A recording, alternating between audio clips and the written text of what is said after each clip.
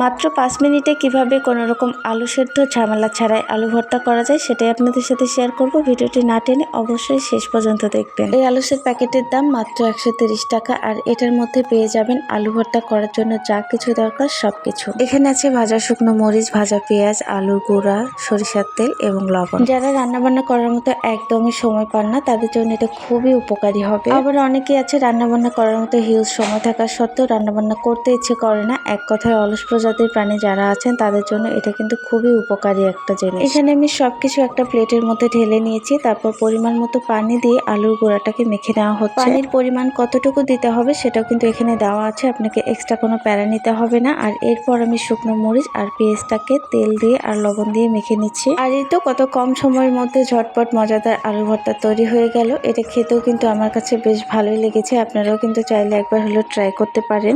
আর সবাই ভালো থাকবেন। আল্লাহ হাফেজ।